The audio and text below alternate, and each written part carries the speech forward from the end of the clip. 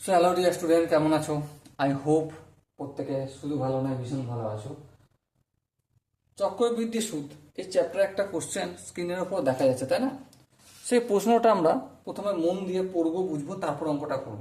কি বলেছে দেখো, কোনো একটি মূলধনের 3 বছরের বার্ষিক 10% যৌগিক ও সরল সুদের পার্থক্য 840 টাকা।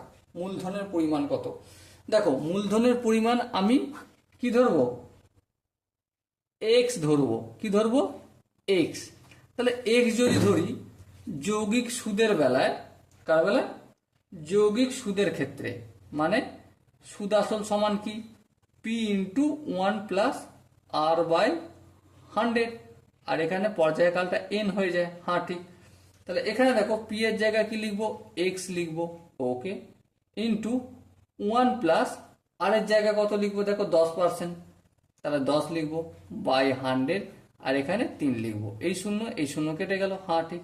তাহলে এক্স ইন্টু 10, আর এখানে একের সঙ্গে একের দই যদি যোগ করি তাহলে কত হবে? 11/10। এর পাওয়ার হচ্ছে হোল কিউ। হ্যাঁ, ঠিক। সো এক্স ইন্টু 10কে 3 বার গুণ করলে কত হয়? 10,000 হয়ে যায়। আর 11কে 3 বার গুণ করলে কত হয়? 1331 হয়ে যায়। তাহলে এটা কি? এ পেলাম।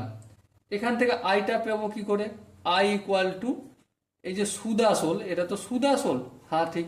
এখান থেকে যদি আসলটা বিয়োগ করে দিই তাহলে এক্স ইন্টু 1331/1000 মাইনাস আসল এক্স ধরেছিলাম, এই এক্সটা বিয়োগ করলাম। ঠিক আছে। সো বিয়োগ যদি করি এক্সটা কমন নেবো, কমন নিয়ে কি পাবো? 1331/1000 -1। সো এইটা বিয়োগ টিয়োগ করে কি পাবো? এক্স ইন্টু নিচে 1000, এটা 1331 মাইনাস এই 1000-এর সঙ্গে একটা গুণ হয়ে যায়, এই 1000 লিখলাম। সো আলটিমেট কি পেলাম? এক্স ইন্টু 1331 থেকে 1000 বিয়োগ করলে কি হয়? 331/1000। তাহলে এটা কি গেল আমাদের? যৌগিক সুদের ক্ষেত্রে ইন্টারেস্টটা পেলাম। কি পেলাম? যৌগিক সুদের ইন্টারেস্ট পেলাম। এবারে সরল সুদের ক্ষেত্রে কিভাবে ইন্টারেস্ট বের করি? একটাই সূত্র, I equal to P R T by 100। P এর ভ্যালু কত? এক্স। রেট অফ ইন্টারেস্ট কত? 10%। টি টাইম কত? 3 বছর বাই 100। হ্যাঁ, ঠিক। এই শূন্য এই শূন্য কাটলো। সো কি পেলাম আমি? 3x/10। এবারে দেখো, বই একটা সুন্দর সিস্টেম বলে দিয়েছে। আচ্ছা, এখানে আরেকটু কাজ করে নিই, তাহলে তোমাদের বুঝতে, ছাড়ো কাজ করব না, বাকি রেখে দিলাম। ঠিক আছে। একটা শর্ত এখানে বলে দিয়েছে। কি শর্ত? যৌগিক সুদ আর সরল সুদের পার্থক্য হচ্ছে 840। তার মানে এই যে এক্স ইন্টু 331/1000 মাইনাস 3x/10 সমান কত?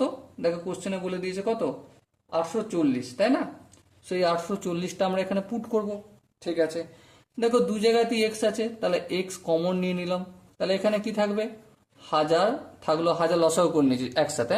1000 কে 4 দিয়ে ভাগ হলো 1, 1কে যদি 331 দিয়ে গুণ করি অবভিয়াসলি 331 হবে। মাইনাস 1000কে আমি 10 দিয়ে ভাগ করলে কত হবে? 100 হবে। 100কে যদি 3 দিয়ে গুণ করি 300 হবে, ইকুয়াল টু 840।